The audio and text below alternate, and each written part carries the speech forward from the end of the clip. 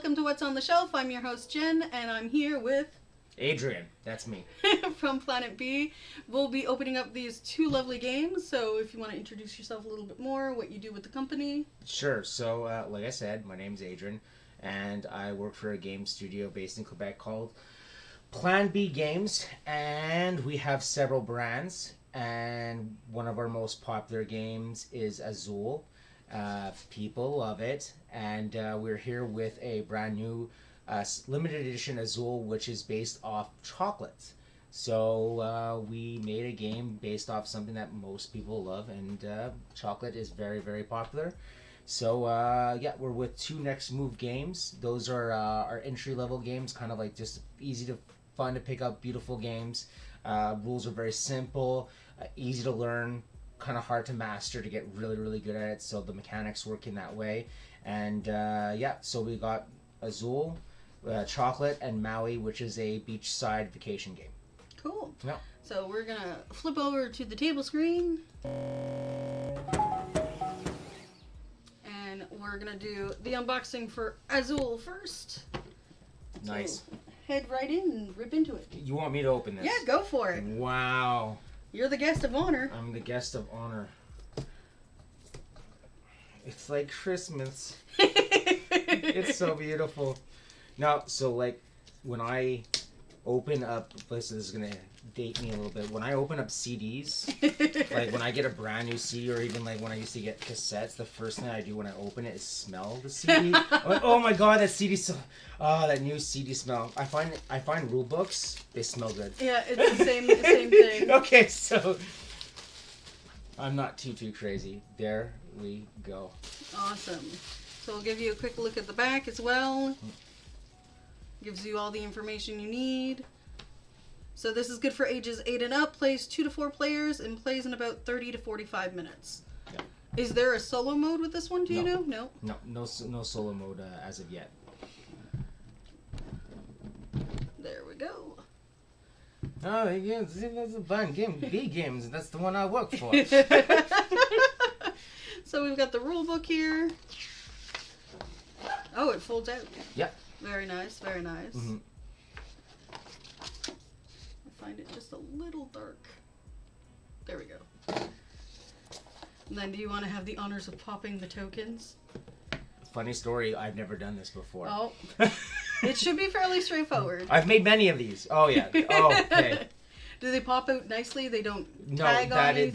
that is gorgeous. So it's a pretty thick cardboard, so it's pretty durable. And the place that we get these done, I got to meet the president of the company. Oh, nice. He came all the way down, and he's like such a nice guy, really, really like smart, innovative. He's very inventive, and like just a pleasure to work with. So we are always very, very happy with everything that they provide, and that's a testament right there. Just toss that back there. And those are the player boards. All right. Well, are they double-sided or single-sided? There's going to be double-sided. Ooh, so nice. This side is your primary side. So when you start playing a game, you're going to learn on this side. So that's very, very close. It's just a reskin of Azul, a new aesthetic. And then what's going to be on the back side is your variant play. Oh, right. So you'll get a slightly different experience. 1, 2, 3, 4 of those. The bag turned out really nice. It's so funny because I've seen these files in digital form for so long, and I never. Go ahead. Yeah. Okay. I wonder if my editor got to open this yet, because that was one of the first things he worked on with the company, and when it came, he was just so happy. But he didn't open it up right away. But that is gorgeous. Look at that. Do you want to touch that one? Yeah, sure. The pull strings are cool. Ooh. Yeah. Yeah. It functions well. Beautiful. And what about the tokens? Go ahead. Alright, so these are all based off chocolates. So, I want to make sure. Yeah, you're still in camera. Yeah. As long as you're on this here, you're good. I'm worried about glare. Oh. The glare is going to be there no matter what you do. So, like, I don't know, but, like, I definitely want to eat these. I know that's not, like, they're, like, the perfect size. And then we also have Yeah, so score that's markers. Yeah, that's score markers. So it goes on the top of the player board, and that's the first player token, which is the mint chocolate. When I told Jenny that, she's like a huge mint chocolate fan, and like the first player is the mint chocolate token. She's like, oh, I want to be first. Well, that's not exactly how the mechanics work, but If you want, we can take some of those out. Do you want to put them into the bag right away? So yeah. Put that back there. Okay, so which one's your favorite here? Are you dark chocolate caramel, white chocolate? I don't know what chocolate comes like that color. I'm assuming it's red velvet. Oh. Would be my guess. I don't know if they would actually say in the rule book. No. What flavors they are? They're all inspired. They're just chocolate box. Oh. No, it doesn't say. So interesting story. I could say, I guess since it's out now, there was at one point we were just shooting the idea of it came off definitely in the rule book here, but like it having that very similar feeling to when you buy a box of chocolate and you have the little paper at the top that says which each one was. Yes. And I'm like, well, yeah, like people are gonna put this in their mouth. I'm telling you. It should have been what was underneath in here. Yeah. Yeah. So I'm kind of a white chocolate guy. You know, like people are always like, white chocolate's not actual chocolate. I'm like, stop crushing my dreams. So just give me one of them because I'm gonna do a close-up shot. Oh of the yeah. component. That's the nice thing about this camera is it has a really nice close-up. Oh, beautiful. It is nice. There we go. So we'll give you one of these bad boys. So these are which one? No idea. No. We're gonna say it's blue velvet, even if that's a thing or not. So, here's an interesting story. So, a lot of the times in development, we'll say, like, we'll have ideas for certain things, especially colors. Like, oh, this will be, like, the dark chocolate, and this will be the regular chocolate, and this will be the milk chocolate. And, like, it makes sense on paper, but one part I do at the job is always quality check for colorblind. Okay. So I have an app on my phone and on Photoshop. I'm always switching back and forth. So when we're working on something, I'm like, well, we could call it this thing, but there has to be something distinguishable on the actual item like itself. The design here. Exactly. Okay. So these colors would have been too close for colorblind, or they were like too opposite of something that they didn't work out well. So you have to have a design. So I think it's like 1 in 8 or something, like people have a form of colorblind. Okay. So it's always something we were checking for. Okay. There we go. The caramel. That and the dark chocolate are the ones I'd probably go after. Yeah, for sure. And again, these are very chunky blocks. Yeah. Weight, like how things feel, is like very important, obviously. Oh yeah. One of the things that drew me to the original Azul was the tactile feel of the tiles themselves. Yeah. So this is the dark chocolate. Yeah. So like even though I work on a computer like 80 to 90% of the day, we don't work we work at the studio because a big communication is always about something physical. We're not just making digital media. So it doesn't work like we're like, hey, cut this out, feel it. Hey, do you like the size of this card? Yada yada yada. So it's like that ends up becoming a real thing. So that's why it's like I'm a get up and go person, and for my field, a lot of the jobs were remote, and I couldn't see myself working from home all day. I know some people, like my girlfriend loves it. Me, no problem. So shiny. It is very shiny. And then one of the fun parts about this, you tug the strings and you shake the bag. Yeah. Precisely. I hope that didn't hurt anyone's ears. And then these guys just plop right in here. Yeah. I love when a good box has all the space you need. And that's everything in the box. Spread it out a little bit more. Voila. And that's everything inside this box, guys. It's very gratifying when everything comes together very nicely. Oh, yes. And you're like, oh, this is a package deal. Like, of course, a huge effort goes into, like, making sure that, like, say if there's a game with cards and we're designing it, we're like, okay, well, then there's a tray inside. what's gonna happen when they buy sleeves to put on the yeah, cards. for So like sure. we're like, okay, well it goes in like this when they're not sleeved, but when you do sleeve them, we're gonna rotate the cards and it's gonna have an opposing side. Okay. So like then it's deeper, that part of the tray. Mm-hmm. So like everything fits nicely. At first you take it, you open it, but if you sleeve everything, it's gonna be really high. So we always try to make sure that completion, that full box experience is with every game. Yeah, I've noticed that with a lot of people, they go with like game trays or something like that. But I find that the homebrew, like if you're planning to have an expansion, plan to have the expansion in the main box too. Yeah. And stuff like that. And the sleeving process as well. Like most of my games are sleeved at this point. Yeah. But at the same time, I want to make sure that like everything's covered. But no, I definitely get that. So that's Azul. It's currently available. Yes. As of came last out week, I think you were saying? last Friday. Don't quote me on it. That's not part of my job. I don't decide. You don't decide. I don't need to remember what day it comes out. It just makes sure it's done months and months and months and months before. All right. And so the next one we've got is Maui. Maui. I have to let you open this one. All right. I have to let you. I'll open up this one. Yeah, you let me in on the show. It's a pleasure to be here, and I can't take all the glory. So, you're gonna open this one. Let's see here. See, I got the professional nail. Yeah. The one nail that actually cuts. Wow, that was so easy for you. Thanks for letting me suffer the first time. Well, you gotta learn, right? There's only one way to swim. Throw him in the water. I mean, you're at the beach. Yeah, exactly. All right. So we've got the rule book here. Oh, it's a very light rule book as well. Yeah.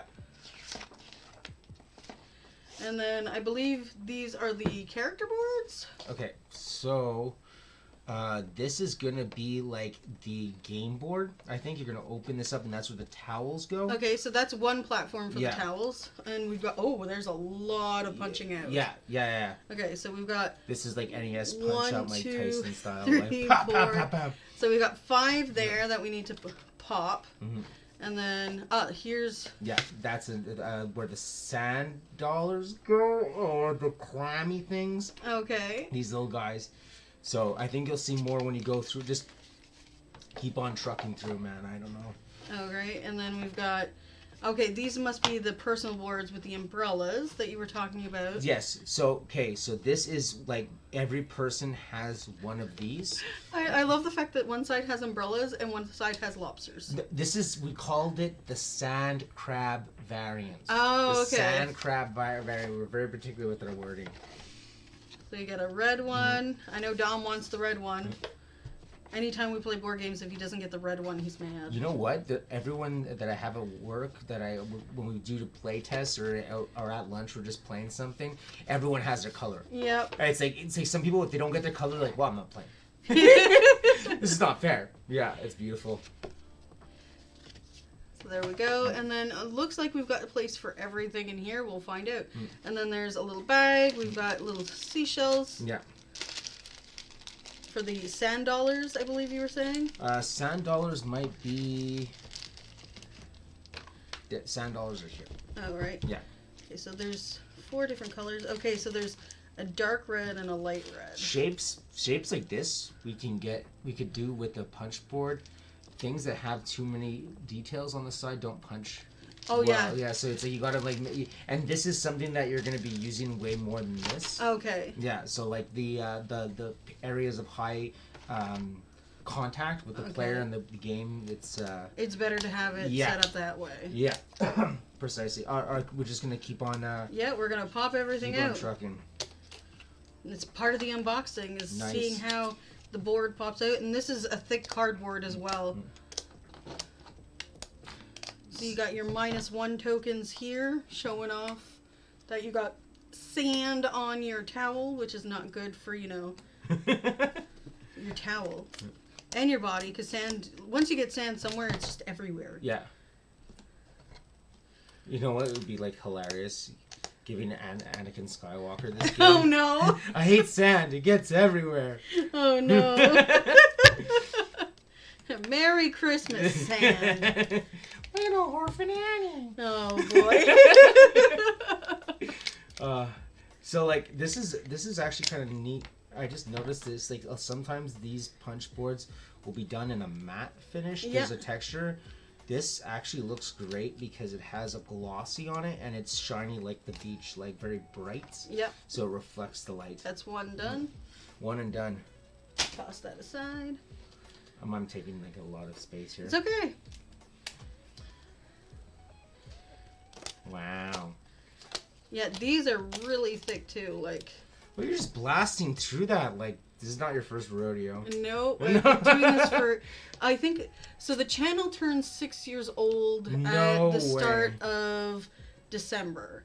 There has been a lot of, like, hiatuses and stuff because, you know, life got in the way. Yeah. But, like, other than that, we've been posting, we've done conventions.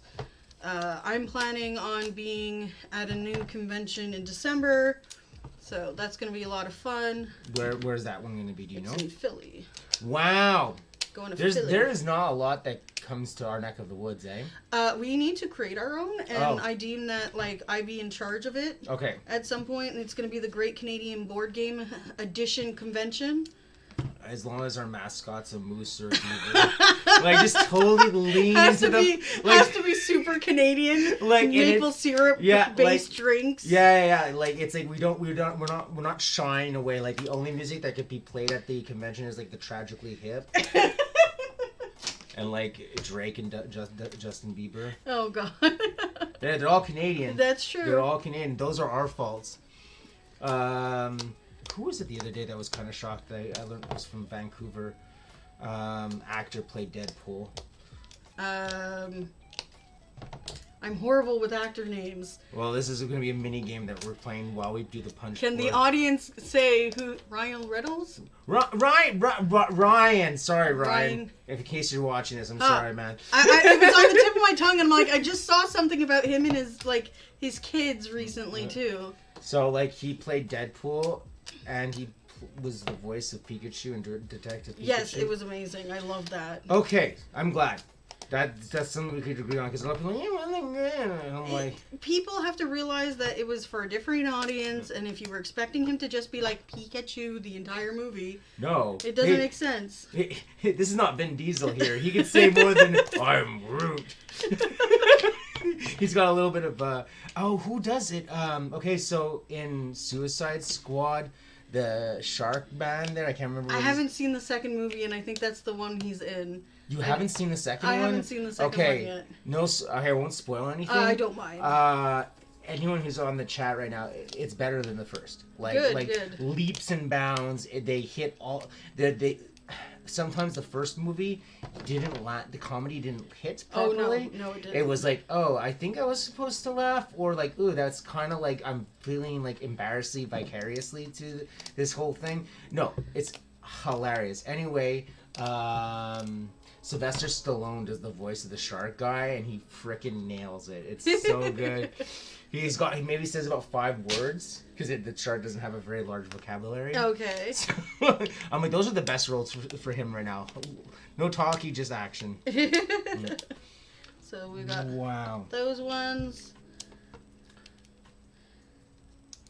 So, for this and that game, both games, Chris, our illustrator, Chris Williams, did the illustrations. This guy is a beast. Okay. Like, the amount of content he pops out, like, you're like, oh man, that's so nice, you know, like, but he sometimes shares this, like, what his projects he's working on at home or past studies he does, and it's like, oh my god, this is stick figures to you, isn't it? Like, I'm so impressed. I'm like, man, that's so good. And he's like, oh, I did this last night. I'm like, this would have taken me years to do, like, the line work. It's crazy cool. He's really, really talented. That's one thing I'd have to say about the studio. Like, I knew board games were big because I knew you. But, like, that's about the extent. And, like, people are into this stuff. Yeah. And when I first walked in, when I met everyone was so passionate about what they do there. It was just, it's crazy how much effort and hard work and passion that goes into every little detail of these games. I was just wondering where the towels went, and they go in the bag. They go in the bag. They go in the bag. So they're the, like, I guess the tile equivalent in this game, because it's all the same brand, right? So they have similarities between the games. Yeah. Yeah. Well, I mean, that and, like, you can't feel what the color is. No. So. Yeah. And that fits nicely. The bag ties up nicely. No, I was just curious of how these, like, how things were placed in the box, too, at this point. There you go. Oh, there's more of these. Because I think each player, because this was 2 to 4. Yes. Just like Azul. Okay, so these umbrellas are all together, I think. Yeah. So you have 4 different spots. 1, 2, 3, 4. Maybe you bust the 4 different colors. 1, 2, 3, 4. Wait a second.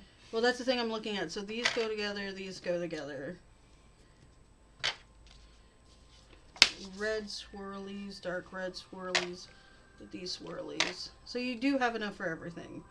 And then those ones with these ones, and these ones with these ones. And then I'm assuming if you wanted to, you could throw the shells in there too. Yeah. Just to make everything easier to grab later. Because organization is nice. Yes. It's like you ever open an Eggerspiel game and it's like they have like the Great Western Trail. They have like so many games that like there's so many pieces.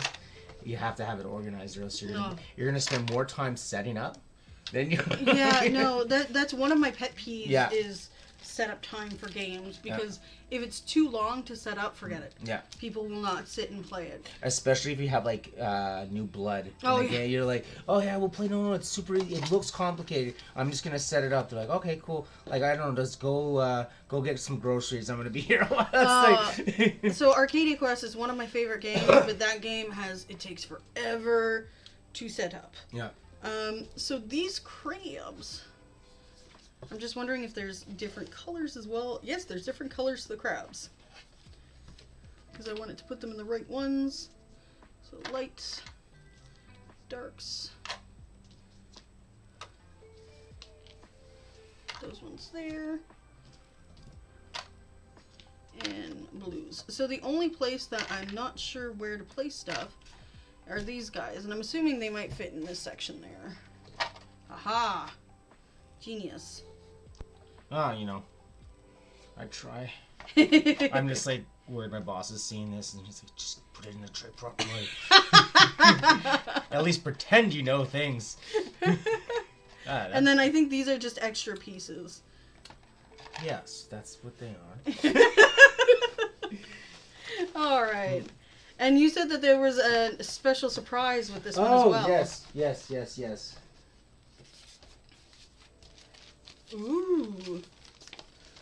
So is this a little boogie board? Okay, so this is, I think they call these goodies. Okay. So it's a goodie bag. So you need the game to play it. So this you can't play this by itself. You need Maui. Okay. So it's, I guess you would consider that an expansion. Yeah, it's a little expansion. A little expansion, but not like something full blown. Now,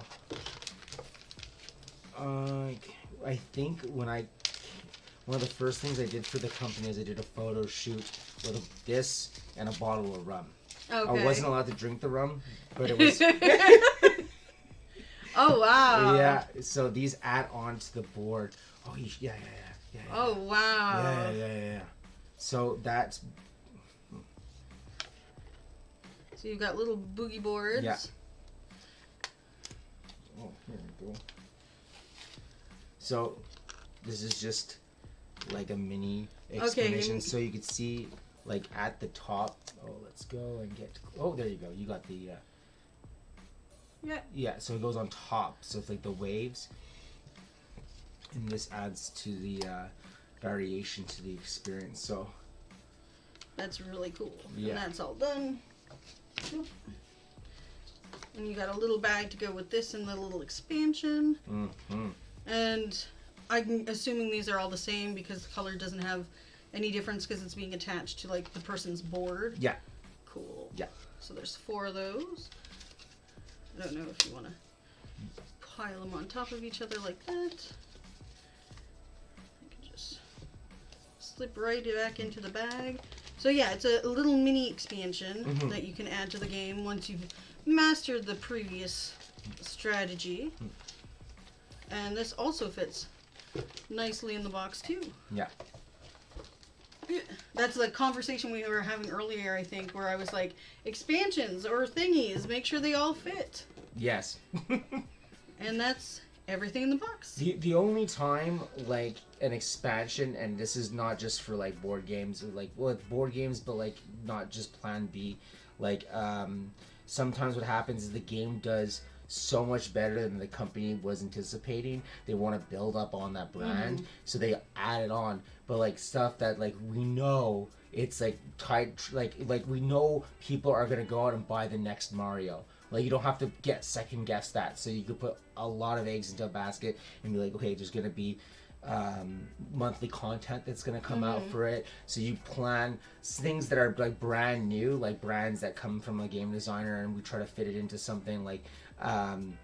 We don't know how well it's going to do, right? So you always want to see like how well it's going to be received. Things like this or like Azul. It's like, yeah, we know like people love that game, so we put like a lot of attention to the detail and make sure the brand always delivers. You know, that level of expectations out there for sure. I'm just going to flip us over back to the other screen.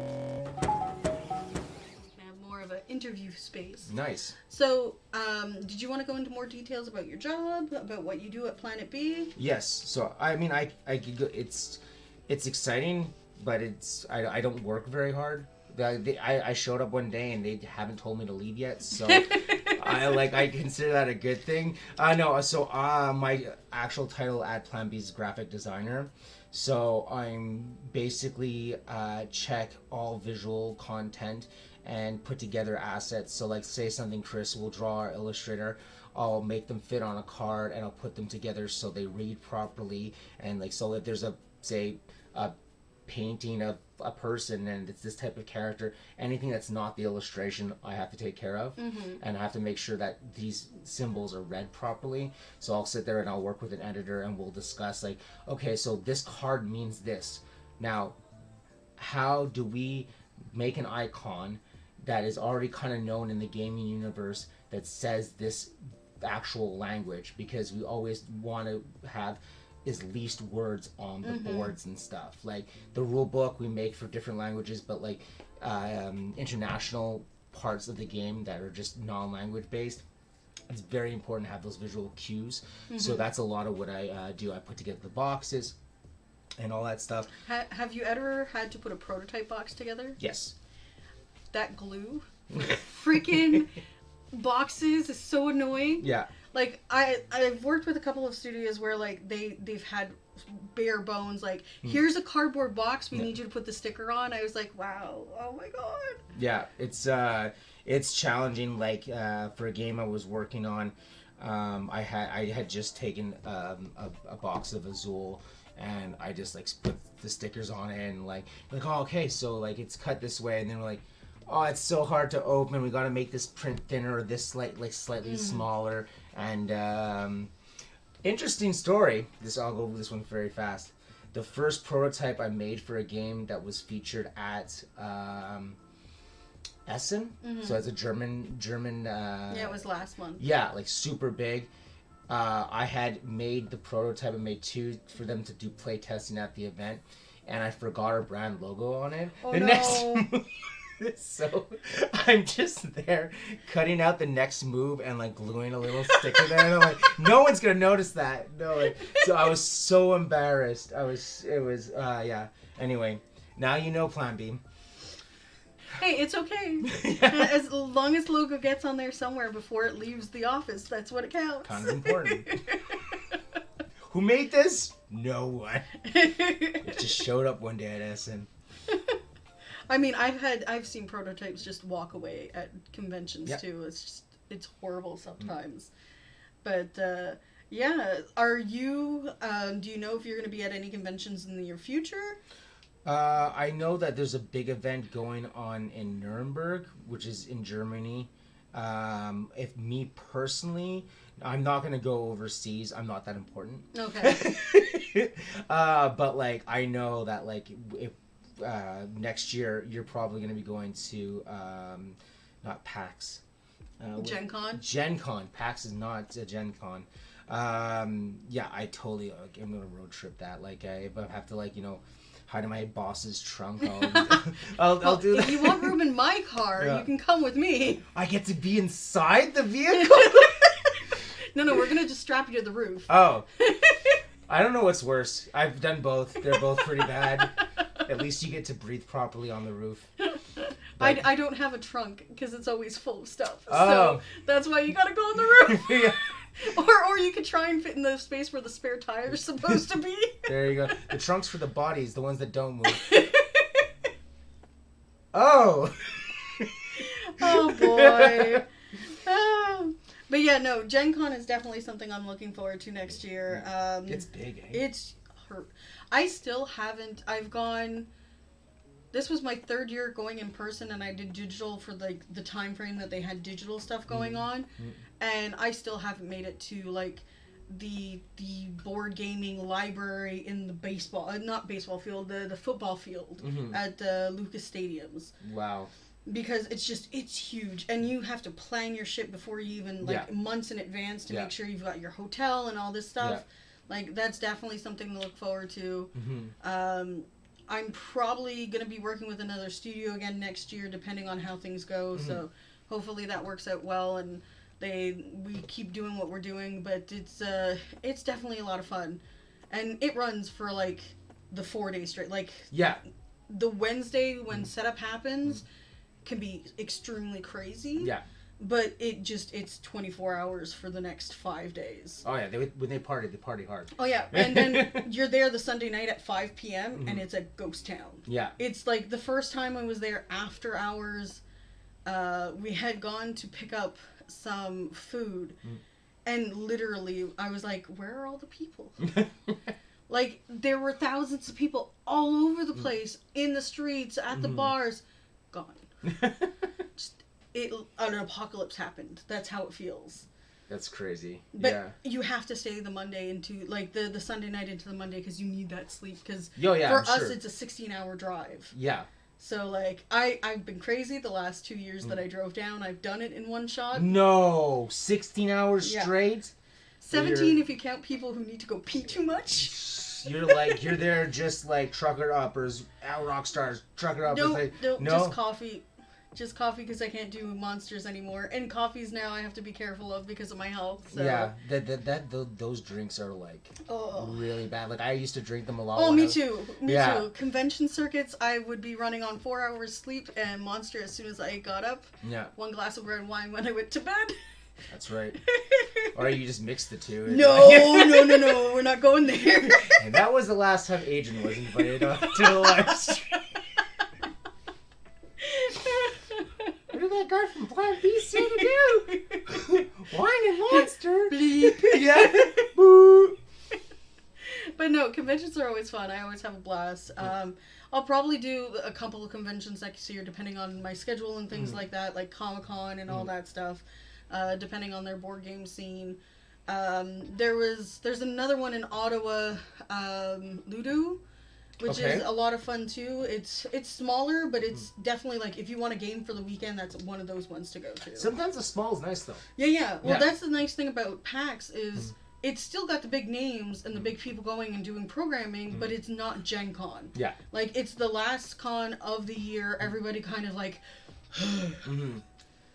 Yeah. So definitely, like if Plan B's there, I'll try and find their booth, but I'm not sure if they're gonna be there. So we'll definitely check it out.